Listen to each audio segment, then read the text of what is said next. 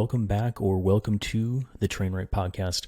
I'm your host, Coach Adam Pulford, and I wanted to provide a little bit of background and also set up the next few episodes that I'll be doing on the Train Right podcast.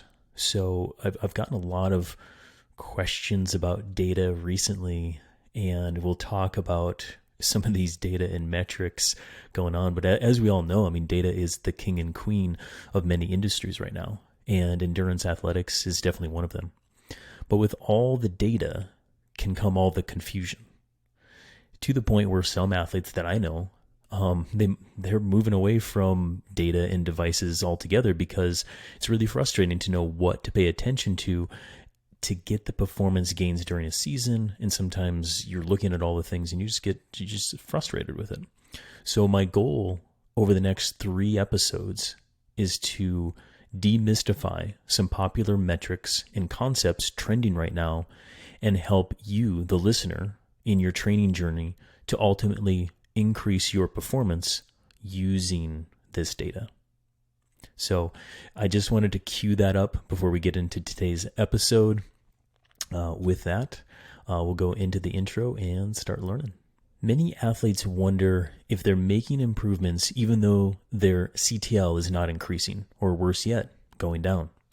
The blue line, as some call it on Training Peaks, is a useful metric to look at in your training, but it's certainly not the end-all be-all that some mistakenly think it to be. On today's episode, we'll talk about what chronic training load is, what it isn't, and link how you can use it to increase performance for race day. Also, I'll share how I use CTL and other metrics with raw power data to help shed more light on how to improve your performance in your training despite other aspects like your fitness score going down. So, demystifying metrics today on the Train Right podcast.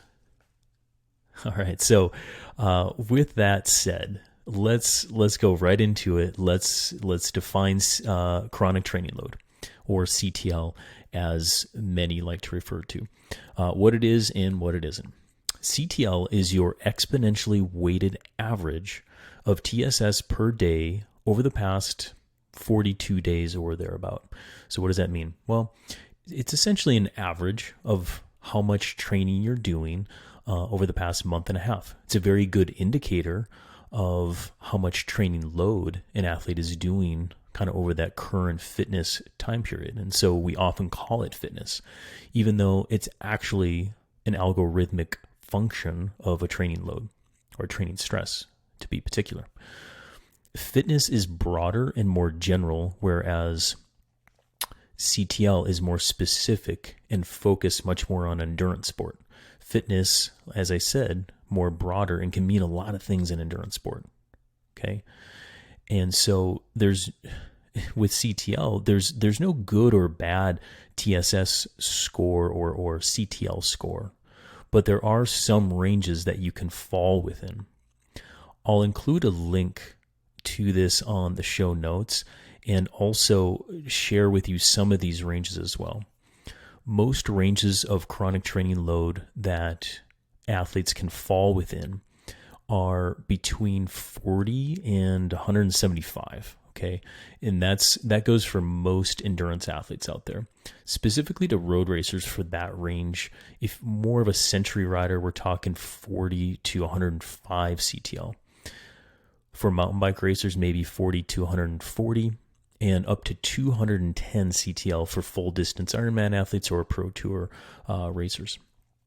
I educate my athletes a lot that the absolute number does not mean much relative to the trends and how we built that number or that CTL. Also, where we're going is what matters most. Okay. At some point, all athletes will plateau their CTL because of limited time. We only have so many hours in a day, and even professional athletes run up to that. There's a point at which too much CTL is not specific to the racing demands that's going to be put forward, and it's not sustainable to life. Okay. As you get stronger, you have to go harder or longer to get more CTL. So as your FTP goes up, you'll essentially have to, your 3-hour ride that you were doing that was building you good fitness or building good CTL, you'll have to extend that out. You'll have to ride more, or you'll have to push more power in order to get more TSS. And at some point, we just don't have the time to do that. And so these things will plateau. And that plateau is fine. So in order to get educated about why that's fine, let's take a look at how CTL is made or where it's derived from.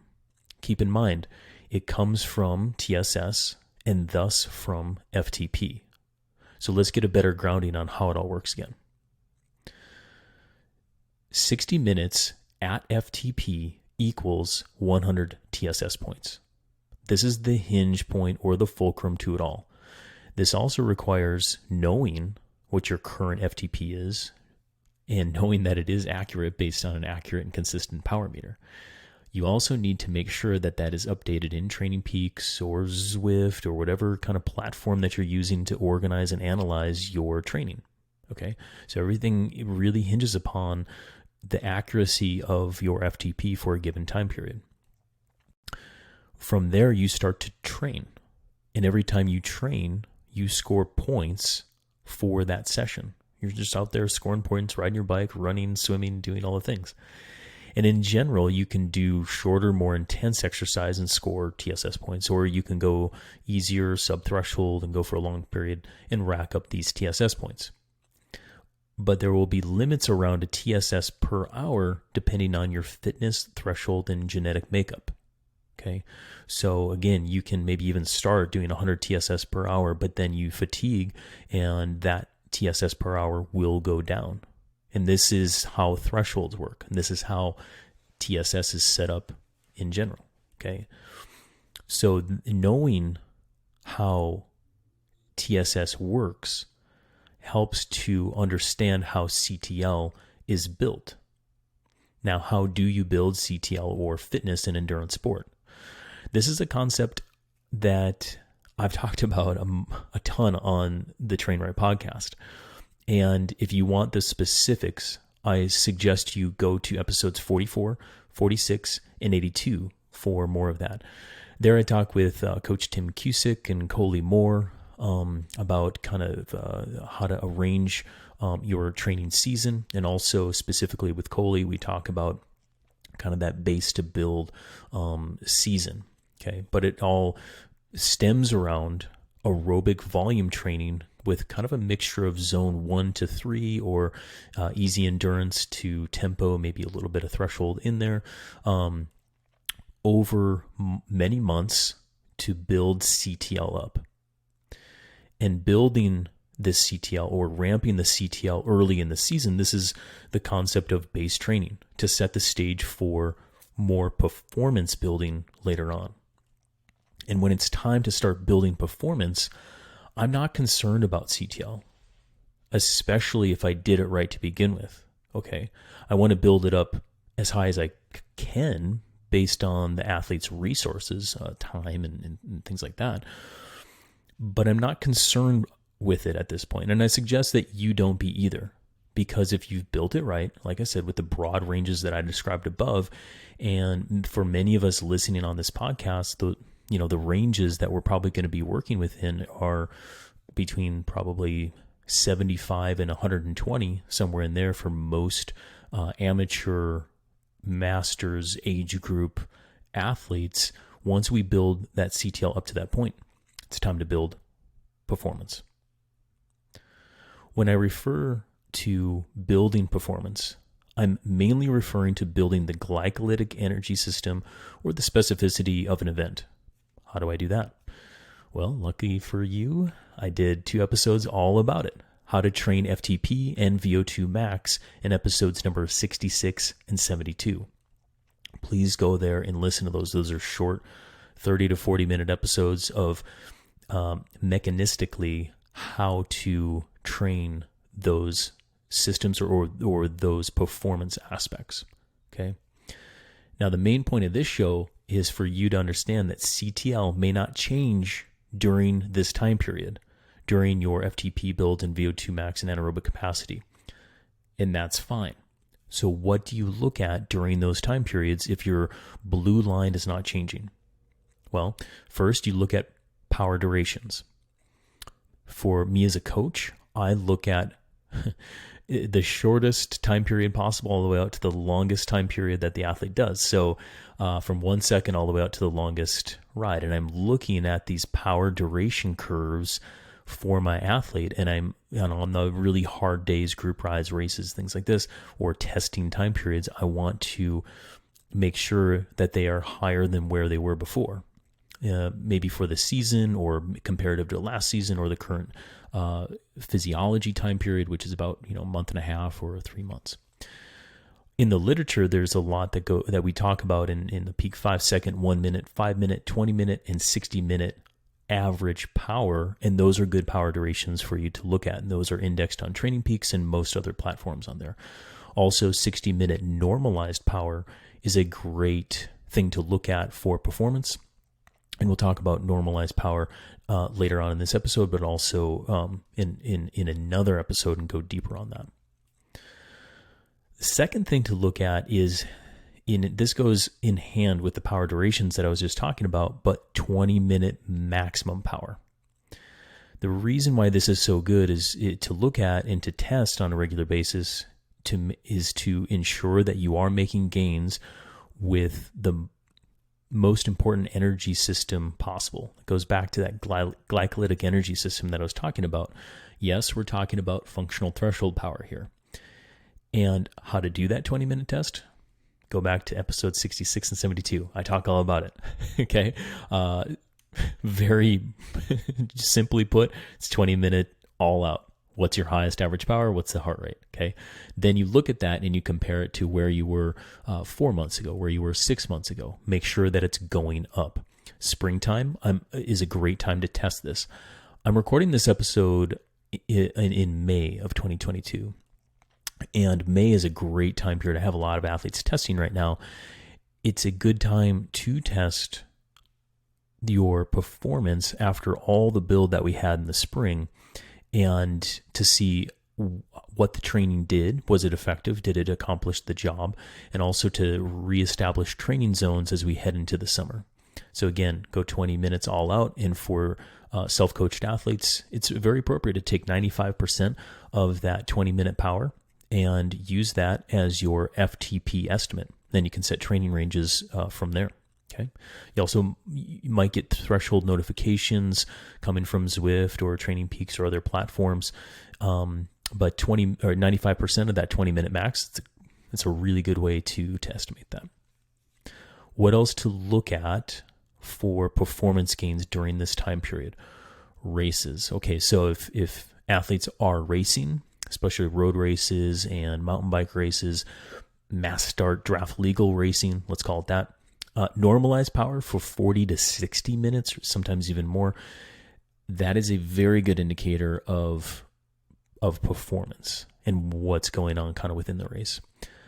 The real quick kind of recap of what normalized power is, it gives us a better estimate to the cost or the demand of the race or the effort, assuming that the effort is longer than 15 minutes. Normalized power it's not accurate for events that are 15 minutes and less. So please know that first and foremost. But again, normalized power, 15 minutes and longer, gives us a better estimate to the cost or the demands of the event because it takes into account the anaerobic as well as the aerobic contributions of the effort. It's a little bit more tricky than that, but we'll get into that in another episode. So looking at longer duration, normalized power is very good for in making sure that it goes up. Okay, that's a performance increase. Finally, straight up, if you're racing, are you on the podium? Did you win your age group? Did you move up in your age group?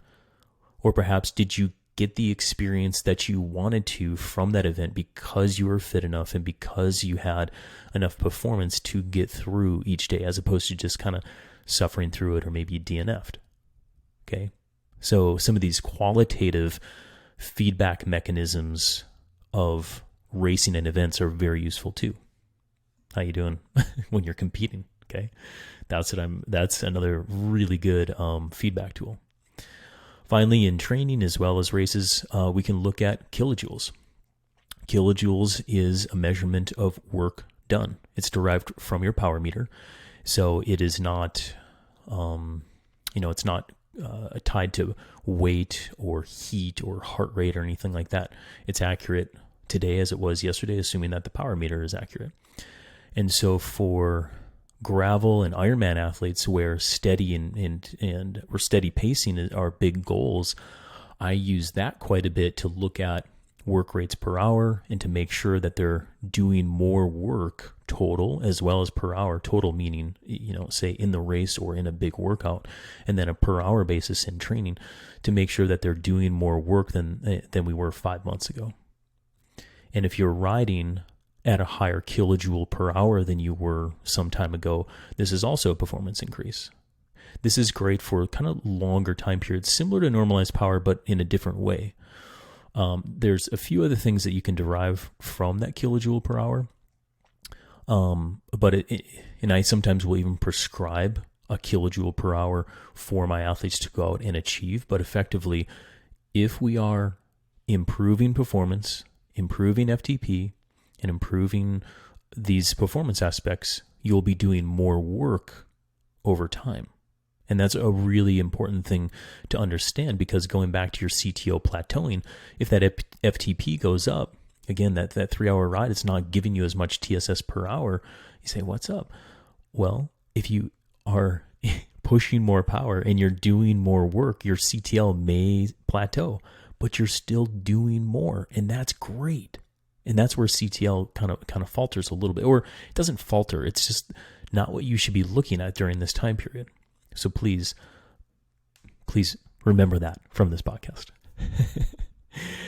And finally, average power over long rides. Similar to kilojoule per hour, or maybe normalized power. However, there's limitation with average power over time because it doesn't take into account the anaerobic contribution like normalized power. That normalized power can just give you more insight to what's going on in more of a dynamic race.